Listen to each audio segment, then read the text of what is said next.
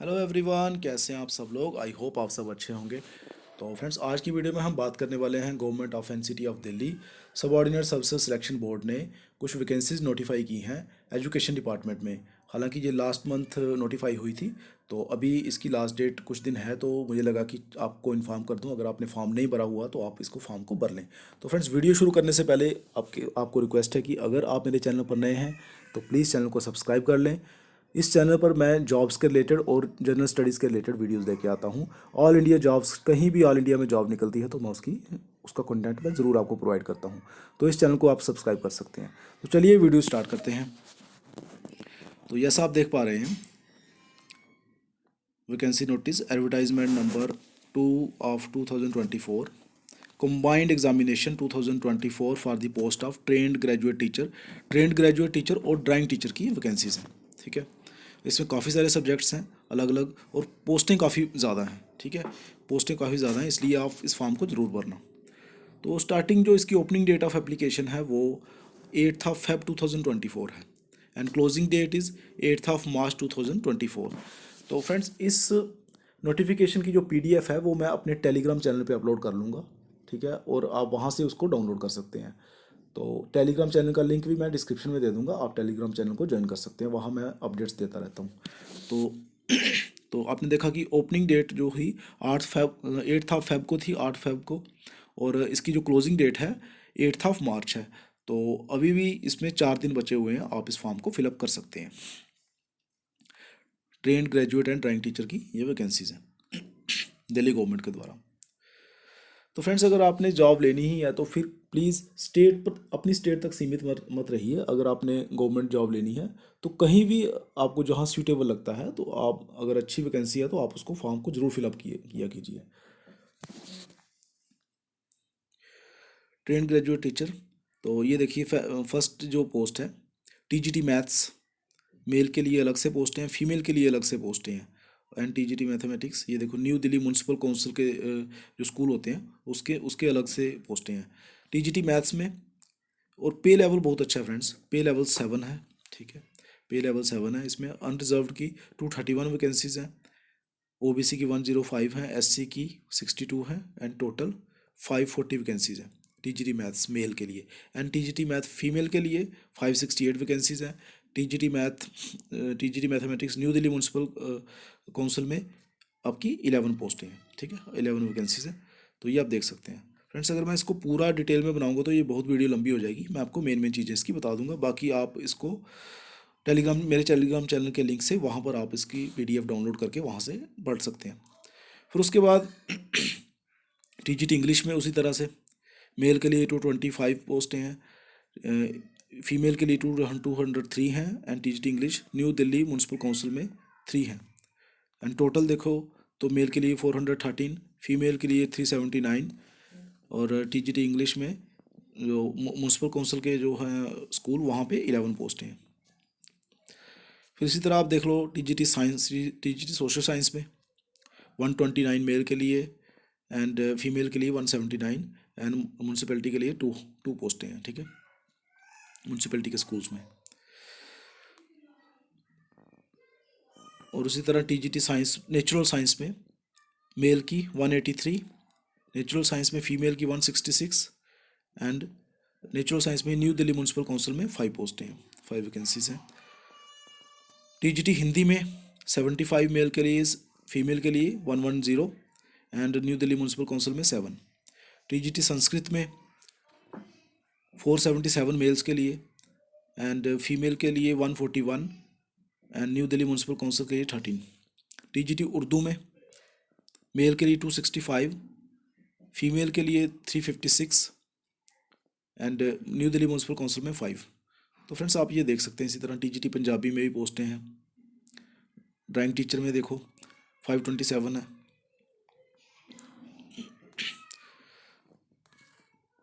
और अगर खाली हम इन सब्जेक्ट्स की बात करें तो ये यहाँ पर टोटल वैकेंसीज जो बनती हैं 5118 वैकेंसी बनती हैं। ठीक है, तो फ्रेंड्स, ये बहुत बड़ा नंबर है, तो आप प्लीज़ इस फॉर्म को ज़रूर फिलअप करना। 5118 वैकेंसीज हैं टोटल। ठीक है जी, सॉरी। चलिए आगे देख लेते हैं इसकी रिक्वायरमेंट्स क्या हैं। तो आपको इस वेबसाइट पे जाके अपने आप को रजिस्टर करना पड़ेगा, DSSSB DSSSB online.nic.in। यहाँ पर आपको अपने आप को रजिस्टर करना पड़ेगा, उसके बाद आप फॉर्म भर सकते हैं। ठीक है, ऑनलाइन फॉर्म भरना है आपको। 8 मार्च लास्ट डेट है, रात को 11:59 मिनट तक। ठीक है, तो ये देख लो।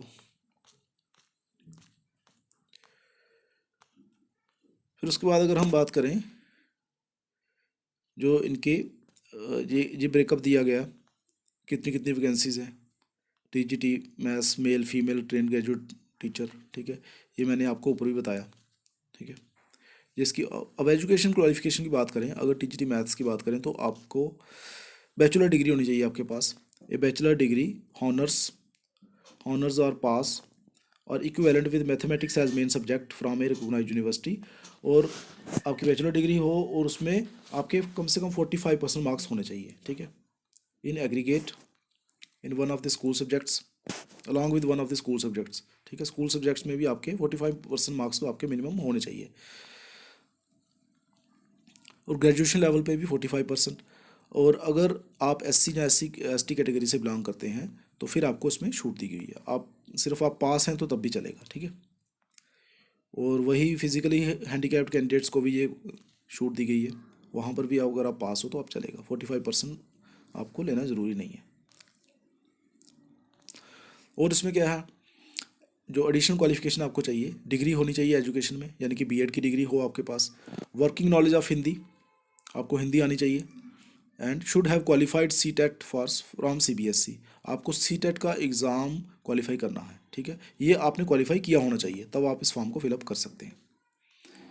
अब इसमें यह provided eight assistant teachers from NCD और MCD और DTE of education and lab assistants shell not be required to have received 45% marks in aggregate in bachelor degree or pass or honors or equivalent।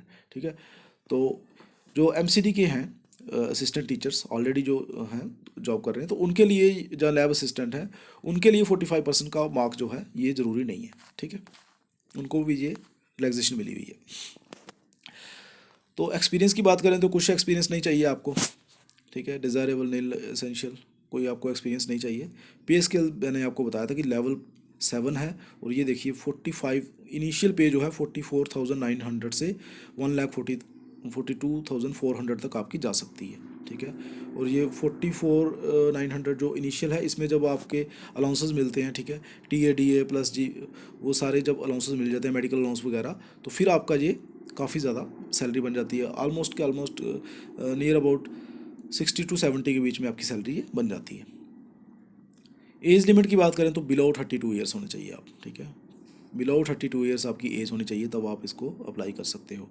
लेकिन अगर आप female candidate हैं तो आपको relaxation है, relaxable up to 40 years in case of female candidates. ठीक है, 40 साल तक आप फॉर्म भर सकते हैं अगर आप फीमेल कैंडिडेट हैं तो। और SC ST को भी रिलैक्सेशन अलग से दी जाएगी, ये जहाँ पर बताया हुआ है।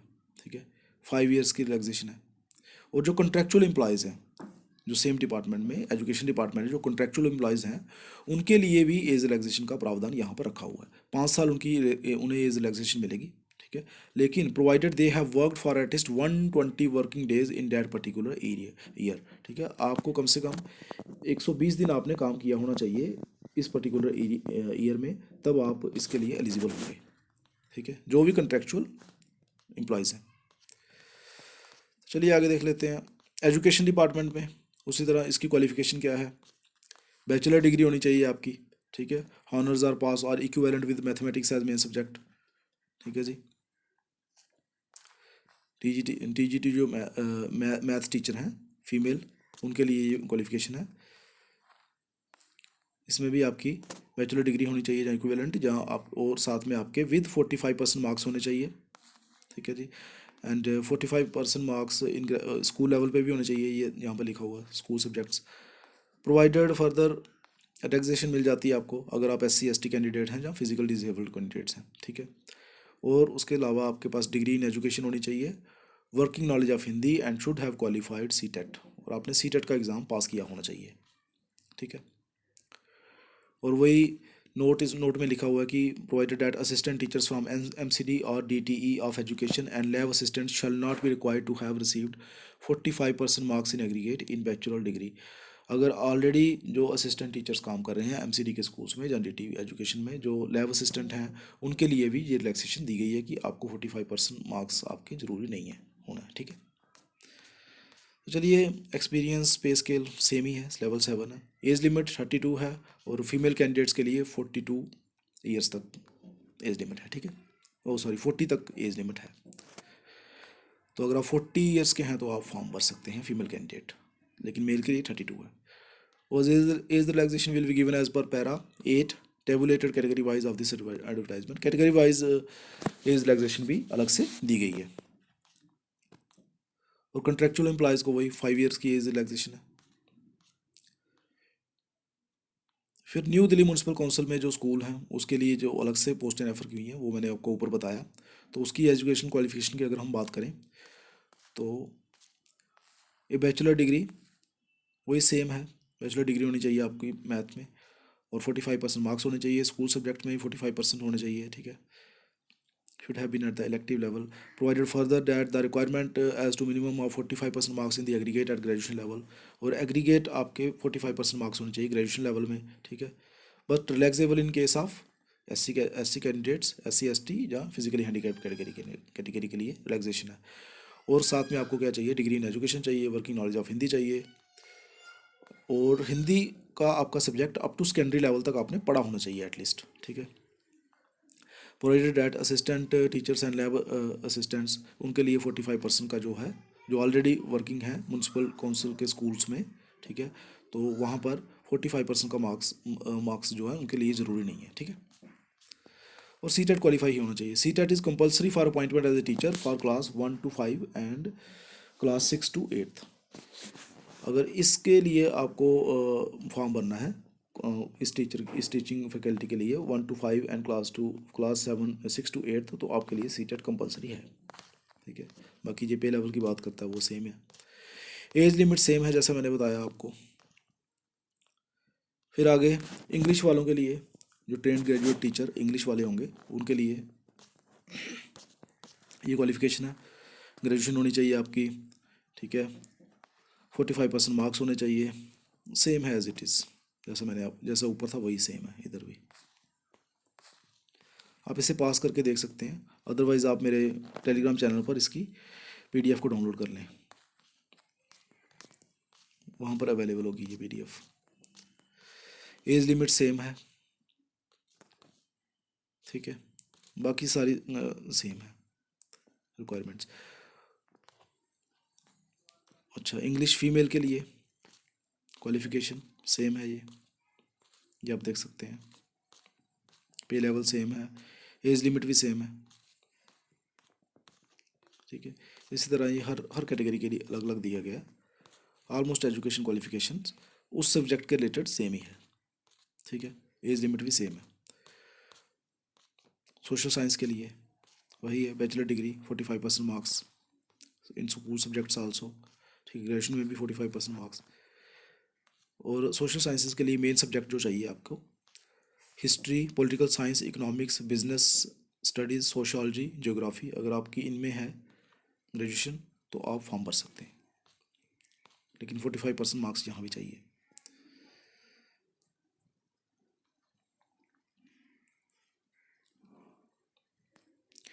बट जो 45% मार्क्स का क्राइटेरिया है, जिन्होंने इसमें पोस्ट ग्रेजुएशन की हुई है, PG की हुई है, उनके लिए वो रिलैक्सेबल है, ठीक है। उनको जरूरी नहीं है 45% का। ये candidates who passes A post graduate qualification in social science, ठीक है। और SC ST के लिए रिलैक्सेबल है, फिजिकली हैंडीकैप्ड कैटेगरी के लिए रिलैक्सेबल है। और आपको डिग्री इन एजुकेशन चाहिए, वर्किंग नॉलेज ऑफ हिंदी चाहिए, शुड हैव क्वालिफाइड। सीटेट तो सबके लिए ही है ऑलमोस्ट, ठीक है। और प्रोवाइडेड डैट जो MCD के एम्प्लॉयज़ होंगे, टीचर होंगे ऑलरेडी, तो उनके लिए जो 45% मार्क्स उनको भी नहीं चाहिए, ठीक है, उनके लिए भी रिलैक्सेशन है। बाकी एज लिमिट पे स्केल सेम है एज इट इज़, ठीक है। सोशल साइंसेज में ये फीमेल के लिए सेम है, ये आप देख रहे हैं, ठीक है, हर चीज़ सेम है, आप इसको आराम से पास कर करके पढ़ लेना। ठीक है फ्रेंड्स, चलिए फिर आगे बात कर लेते हैं इसकी जो एज लिमिट वगैरह देख लेते हैं। नीचे एज लिमिट मैंने आपको बताई, सेम ही है ऑलमोस्ट।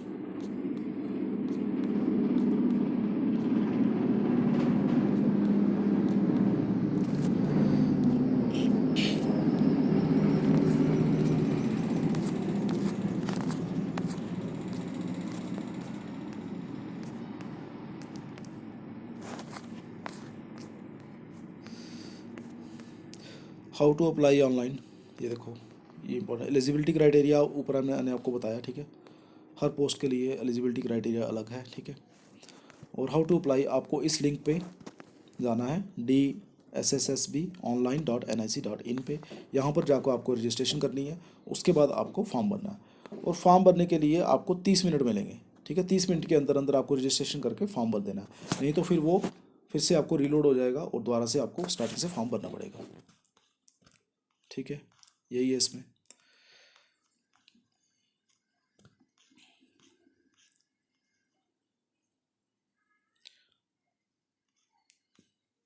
और एप्लीकेशन फ़ी जो है इसकी 100 रुपीज़ रहेगी। जनरल कैंडिडेट के लिए 100 रुपीज़ रहेगी।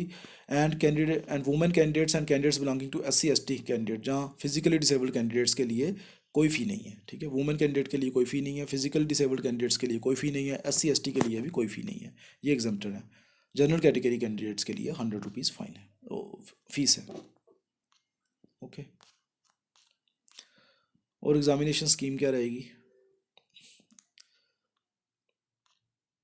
आपका जो एग्ज़ाम होगा 2 घंटे का होगा। टोटल 200 MCQ टाइप क्वेश्चंस होंगे, 200 मार्क्स के, 200 मार्क्स के ही। ठीक है, और ये सिलेबस है आपका, इसको आप आराम से पढ़ लेना। सेक्शन ए में क्या आएगा आपका, जनरल अवेयरनेस आएगी, general intelligence and reasoning, arithmetical and numerical ability, test of Hindi language and comprehension, test of English language and comprehension.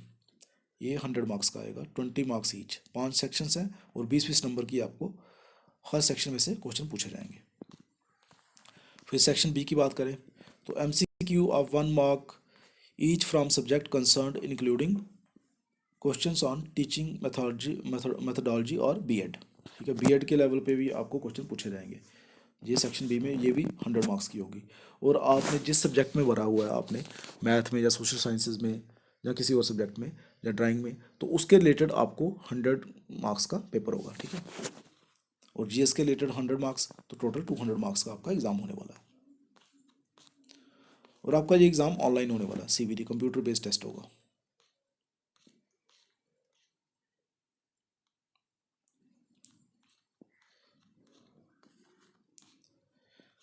ये पोस्ट प्रेफरेंस के बारे में बताया हुआ है।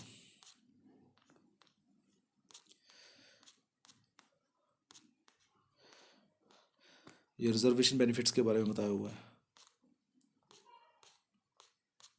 फ्रेंड्स, अगर मैं पूरा एक्सप्लेन करूँगा तो वीडियो लंबी हो जाएगी, इसलिए मैं शॉर्ट में जा रहा हूँ।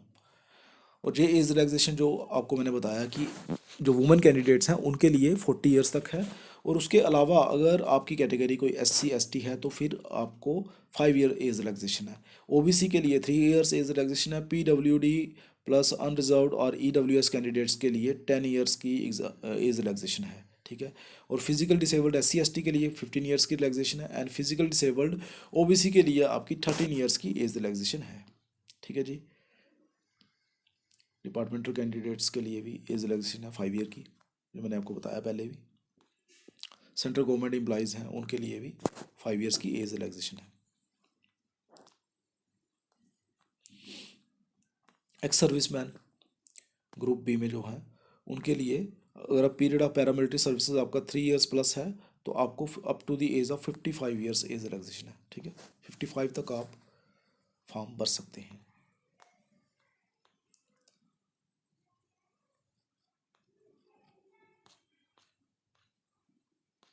अब ये कुछ इंस्ट्रक्शंस हैं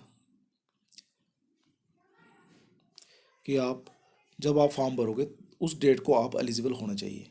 ठीक है, अगर आपका रिज़ल्ट अवेटिंग है, रिज़ल्ट अवेटेड है, तो आप फॉर्म नहीं भर सकते। उस डेट को आप फॉर्म, अगर आपके पास सारे डॉक्यूमेंट्स हैं, आप एलिजिबल हैं, तो आप इस फॉर्म को फिलअप कर सकते हैं। And cut off date will be the closing date of application, it is 8th of March 2024।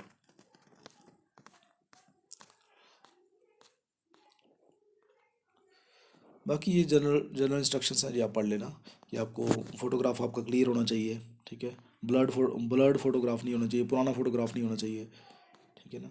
और सिग्नेचर भी आपके बिल्कुल क्लियर होने चाहिए, ठीक है। अगर आपका फोटोग्राफ ब्लर्ड है तो आपको आपका जो फॉर्म है वो रिजेक्ट हो जाएगा, ठीक है। और ईमेल आईडी आपको बनानी है, ईमेल आईडी आप लिंक करेंगे, ईमेल वेरिफिकेशन भी होगी, वो कोड आता है, आपको पता ही होगा। कोड आता है तो उसको क्लिक करके फिर आपको ईमेल वेरीफाई करनी पड़ती है। ईमेल होनी चाहिए आपके पास। बाकी action against guilty of misconduct. तो ठीक है फ्रेंड्स, यही था आज की नोटिफिकेशन के बारे में। ये जो सेंटर को national capital territory of Delhi में जो एम्प्लॉयज़ हैं, ठीक है, उनको जो इस रिलैक्सेशन दी गई है, कंट्रेक्चुअल एम्प्लॉयज़, तो उसके बारे में ये नोटिफिकेशन है।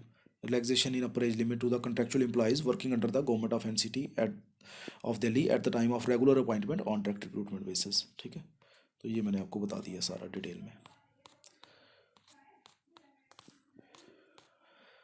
तो ठीक है friends, this is all about today's notification. और ये फ़ोटोग्राफ के बारे में बताया हुआ है कि 15 to 60 KB के बीच बीच आपकी फ़ोटोग्राफ होनी चाहिए, जो आपने अपलोड करनी है, जो डॉक्यूमेंट्स अपलोड करने हैं उसका भी बताया हुआ है इन्होंने, रेजोल्यूशन कितना होना चाहिए, इतना ही होना चाहिए, ठीक है।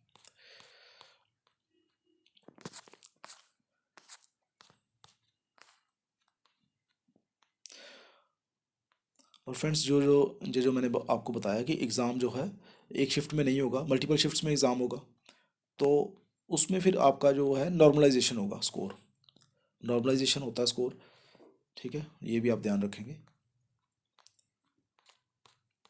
जो आपका रिजल्ट आता है वो नॉर्मलाइज होके आता है कि जिस शिफ्ट में ज़्यादा टफ पेपर आया होता है उनको थोड़ी सी ग्रेस मार्किंग मिल जाती है, ठीक है। और जिसमें आसान पेपर आया होता है जिस शिफ्ट में, उनके थोड़े नंबर काट दिए जाते हैं। जनरली ये 5 नंबर्स प्लस माइनस होता है।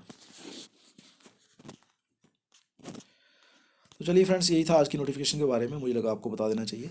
8 तारीख को लास्ट डेट है, तो आपके पास टाइम है, पोस्टें भी काफ़ी ज़्यादा हैं, तो प्लीज़ इस फॉर्म को ज़रूर फिलअप करना। So thank you very much friends, मेरी वीडियो को वॉच करने के लिए, और ऐसे ही अपना साथ देते रहिए। थैंक यू वेरी मच, मिलते हैं किसी नेक्स्ट वीडियो में।